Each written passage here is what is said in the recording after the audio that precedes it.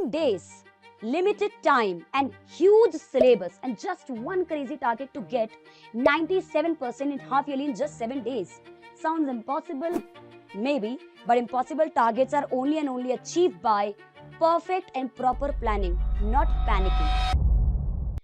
तो हेलो मेरे प्यारे बच्चों, हेलो मेरी क्यूटीज, हेलो मेरे बेटे लोग। आज जो ये मैं प्लान लेकर आई हूँ आपका, this will not only help you in half yearly but in your pre boards and all the other type of exams कि 7 डेज में आप आराम से 95+ % गेन कर सकते हो।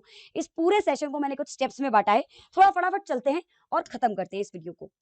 थाला फॉर अ रीजन 7 डेज हैं। जो ये 7 डेज है ना, this will turn out to be a game changer अगर आप इन स्टेप बाय स्टेप चले और थोड़ी अपनी भी स्ट्रेटेजी और हार्ड वर्क को उसमें इनकलकेट कर दिया तो, इनकॉर्पोरेट कर दिया तो। अब कैसे कैसे? सबसे पहला जो थिंग है ना, अगर अब आपका एग्जाम बिल्कुल वर्ज पर है तो बेटा बीस्ट मोड बिल्कुल चालू कर दो। अगर ये 7 दिन है तो बिल्कुल बीस्ट मोड ऑन हो जाना चाहिए, बिल्कुल एक अग्रेसिव हो जाओ। बिल्कुल, मैं ऐसे खुद भी करती थी। अब पहला स्टेप क्या है? सबसे पहला स्टेप है, मैं तुमको बताऊं, हर बच्चा जाता है मैम मुझे टाइम टेबल दे दो, सर मुझे टाइम टेबल दे दो, मेरा टाइम टेबल। आपके लाइफस्टाइल, आपकी पर्सनल लाइफ, आपका कोई नहीं जानता हर चीज। अपना खुद का टाइम टेबल बनाओ, हेल्प लो, गाइडेंस लो। If you want I can help you personally as well, because ये मेरा फोटे है तो मैं हेल्प कर सकती हूँ, लेकिन अपना खुद का टाइम टेबल, अपनी पर्सनल लाइफ। और पता है किस बेसिस पे? सबसे इंपॉर्टेंट, आप ये पता लगाओ सबसे पहले कि आप अर्ली बर्ड हो नाइट आउल हो, उसके अकॉर्डिंग अपना टाइम टेबल बनाओ कि अगर आप अर्ली बर्ड हो तो थोड़ा मॉर्निंग में, अगर आप 6 बजे उठ रहे हो स्कूल के लिए तो आप ट्राई करो कि आप 5 साढ़े 5 उठ के थोड़ा पढ़ लो सुबह सुबह। अगर आप नाइट आउल हो जैसे मैं थी तो रात को थोड़ा लेट तक 12 1 2 बजे तक पढ़ लो last to last, so that आपको पता है कहाँ आपकी प्रोडक्टिविटी ज्यादा है और उसके अकॉर्डिंग अपना टाइम टेबल बनाओ। और डेली डेली कंसिस्टेंट एक ऐसा टाइम टेबल बनाओ जो मतलब खतरनाक हो, ठीक है? ऐसा टाइम स्केड्यूल बनाओ। अब आते हैं स्टेप नंबर 2 पर। Step number 2 is very very very important इसके बाद, कि आप सबसे पहले अपना सिलेबस तो जानो। आपको पता ही नहीं है अपना सिलेबस क्या है। सिलेबस कैसे जानेंगे मैम? आपकी कौन सी बुक है, कौन सी बुक आपके लिए इंपॉर्टेंट है, कौन सी बुक इस टाइम पे, जैसे मैथ्स के अंदर सलीना या एमएल अग्रवाल, जो भी आपकी बेस बुक है उसी को लेकर चलो, है ना? सारे सब्जेक्ट्स की बात कर रही हूँ तो सिलेबस का सीन कैसे सॉर्ट करें? तो आप क्या करो, आपके जो भी सब्जेक्ट है उनके जो भी चैप्टर्स है ना, देखो सारे टॉपिक्स एंड सारे चैप्टर्स इंपॉर्टेंट नहीं है, चैप्टर्स इंपॉर्टेंट हो सकते हैं, सारे टॉपिक्स इंपॉर्टेंट नहीं हो सकते। तो आप क्या करो, मार्क्स वेटेज के according and easy to moderate and time consuming के अकॉर्डिंग अपने चैप्टर्स बांटो। मतलब मार्क्स वेटेज के अकॉर्डिंग चैप्टर्स बांट लो, टॉपिक्स बांट लो, इजी टू टाइम कंज्यूमिंग, कि यार ये चैप्टर बहुत मॉडरेट है पर इंपॉर्टेंट है तो मैं इसको पहले कर लेता हूँ। इजी है पर मार्क्स वेटेज ज्यादा है, अब इजी भी है, स्कोरिंग भी, जैसे प्रोबेबिलिटी सबसे बढ़िया चैप्टर है, फ्री के नंबर है, उसको तो छोड़ के जाओ ही मत।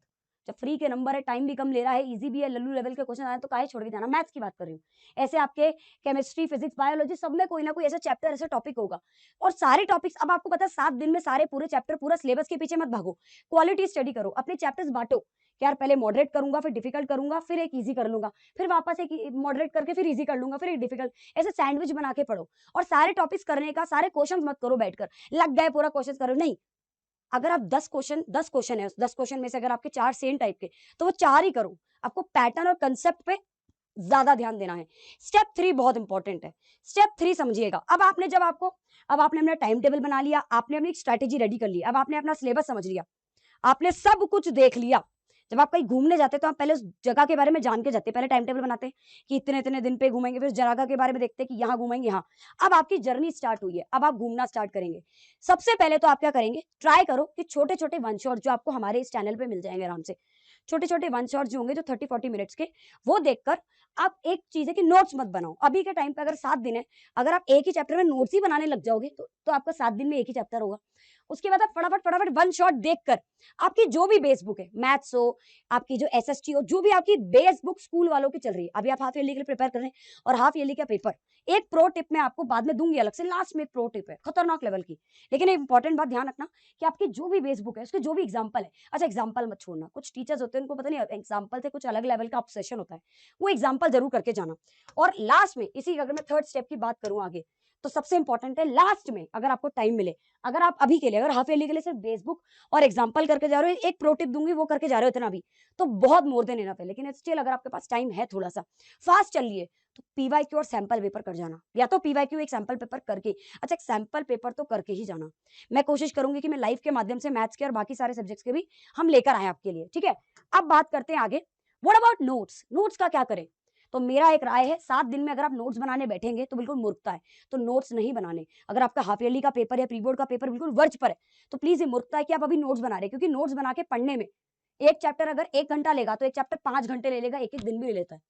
तो प्लीज थोड़ा स्मार्टली चलेंगे। लास्ट स्टेप जो मेरा फेवरेट स्टेप है, एकमात्र मंत्र। ये एकमात्र मंत्र टॉपर्स जो होते हैं ना, जो बच्चा एवरेज से टॉपर होता है, जो भी बच्चा एवरेज है, वो टॉपर बनने की यहाँ ये एक स्टेप की वजह से वो एवरेज ही रह जाता है, टॉपर नहीं बन पाता। वो ये एकमात्र मंत्र जो मैंने फॉलो करा हमेशा, प्रैक्टिस प्रैक्टिस प्रैक्टिस। और इस प्रैक्टिस में आते हैं मेरे 2 आर। इन 2 आर से होगा बेड़ा पार नहीं 95% पार।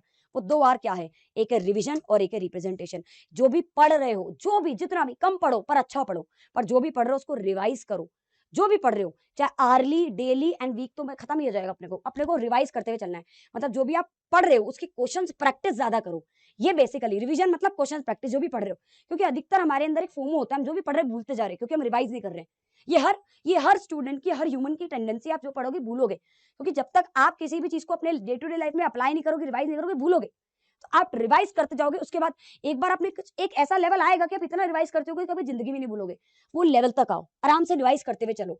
और सारा बच्चा पढ़ता है पढ़ता है पढ़ता है पढ़ता है पढ़ता है, लेकिन एक चीज नहीं करता। वो जो 2 घंटे 3 घंटे का जो पेपर होगा उसमें क्या लिखोगे और कैसे लिखोगे, वो कैसे लिखने की तैयारी नहीं करते हो। सिर्फ ऐसे ओरली सॉल्व कर लेते हो क्वेश्चंस को, नहीं।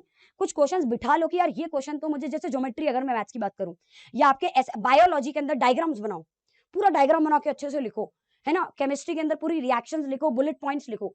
फिजिक्स के अंदर पूरा डायग्राम बना के न्यूमेरिकल सॉल्व करके पूरे के पूरे सारे लास्ट में यूनिट्स लिखो। तो रिप्रेजेंटेशन बहुत मैटर करती है। अगर आप ये 2 चीजें भी कर रहे हो, लास्ट है स्टेप 5। ये ब्लॉटिंग मेथड की तरह होता है, एक स्पार्क शीट। जब भी कोई चैप्टर पढ़ो ना, या पूरे दिन में आपने जो भी पढ़ा है उसको, जो भी आपने सब्जेक्ट पढ़ा है ना, उस हर सब्जेक्ट की एक स्पार्क शीट डेली बनाओ कि आज पूरे दिन में मैंने ये टॉपिक पढ़ा। फटाफट से माइंड मैपिंग। मैं भी जब एग्जाम देने जाती थी ना अपने कॉलेज के, तो गाड़ी पे से माइंड मैपिंग करते हुए जाती थी, गाड़ी चलाती थी तो दूर था। तो ऐसे आप क्या करो, स्पार्क शीट बनाओ खुद की, ऐसी सुंदर सी, खुद की, मैं तुम्हें बता रही हूँ। फटाफट फटाफट लिखो और उस स्पार्क शीट को बना के साइड में रखना, फेंकना मत। जब एग्जाम होगा ना तो उससे 2 दिन पहले सारी की सारी स्पार्क शीट रिवाइज करोगे। एक तो खुद की बनाई हुई है तो खुद को समझ में आएगी, बहुत अच्छे से समझ में आएगी क्या चीज कहाँ लिखी है, और जो भी पढ़ा है वो इतना अच्छे से रिवाइज कर पाओगे।